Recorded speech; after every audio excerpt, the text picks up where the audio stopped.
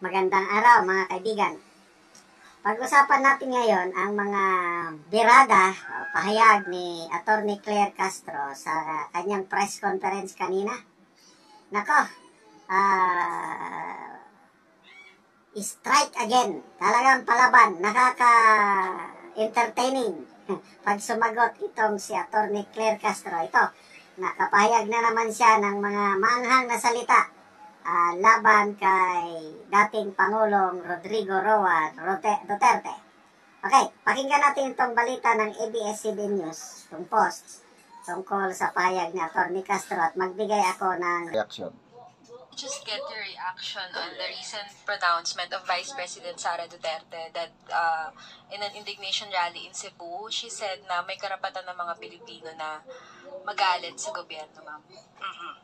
Unang-una, nakakalungkot po na mula sa pangalawang pinakamataas na leader ng bansa ay mukha pang nag-i-encourage siya sa mga tao na magalit sa gobyerno. Nung nalaman po ito ng Pangulo ay wala po siyang naging reaksyon dito dahil hindi nga po ito dapat nanggagaling sa pangalawang pinakamataas na leader ng bansa. Ang tanong lamang po, nung panahon ba ng kanyang ama, nagsabi rin po ba siya na maaari po kayo magalit? Lalong-lalo na po nung ang kanyang ama ay nabansagan at nabigyan po at kinilala bilang most corrupt. Most corrupt, ha? Matatandaan niyo po ba yun nung Most corrupt. Diyan tayo magtala kay mamaya. Ay runner-up lamang ang Pangulo. Wala, hindi siya daw. Up lang si Pangulo bilang most corrupt. Siya ay kinilala ng Organized Crime and Corruption Reporting Project.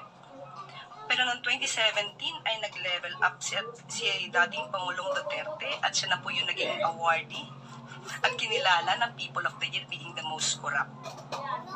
At inamin din naman po niya sa kanyang statement ni Pangulong Duterte na siya ay corrupt at siya ay nagnakaw. Pero naubos na nga lang. Kaya natatandaan niyo po ba yun? Because meron pa po ako ditong statement yan. Okay? So, ang tanong lamang natin, yung ba ay hindi niya man lang nasabi na dapat na merong karapatan ang taong magalit.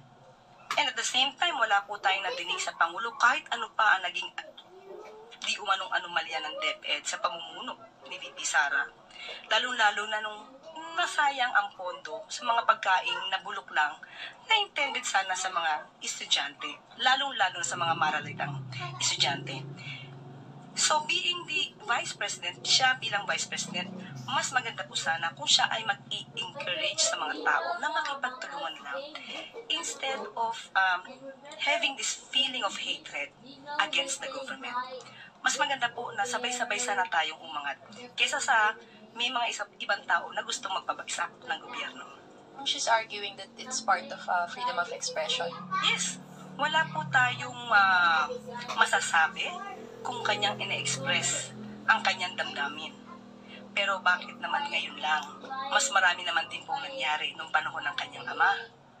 So parang ang pag-encourage po ba niya na magalit ang tao, meron po ba itong link doon sa sinasabing destabilization?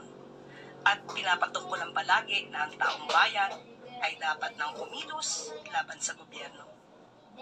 Ma'am, nabanggit niyo po kanina wala pong reaction si Presidente. So nakakausap niyo po ba siya tungkol sa mga ganitong pag may banat po yung mga Dutertes against him? Tinanong po natin yan sa PCO na nakipag-usap kay Pangulo dahil tinanong natin dahil definitely alam natin na ito ay magiging issue. At tinanong po natin, ano po ba ang reaksyon ni Pangulong Marcos?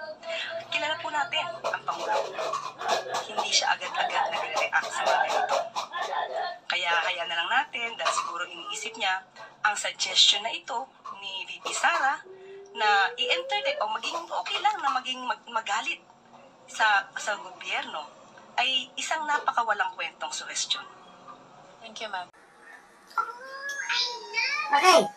So, iba talaga kung sumagot itong si Atty. Castro.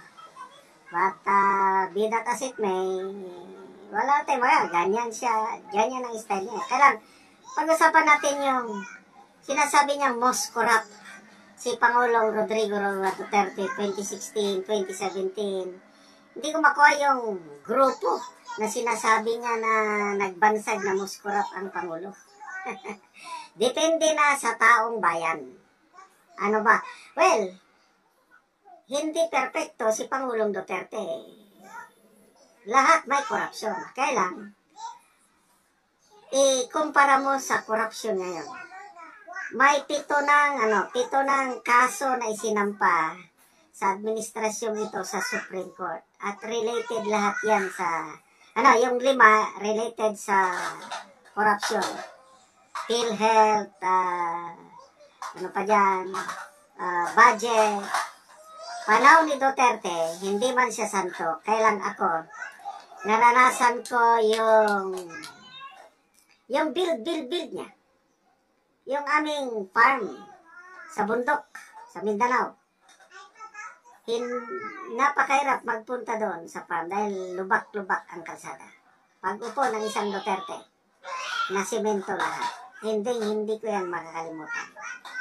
Then marami pa siyang ginawa na nakatulong sa bansa. Na to me, hindi man siya perpekto, kailang malayo na mas maganda ang performance ng dating Pangulong Rodrigo Roa Duterte kumpara sa ngayon.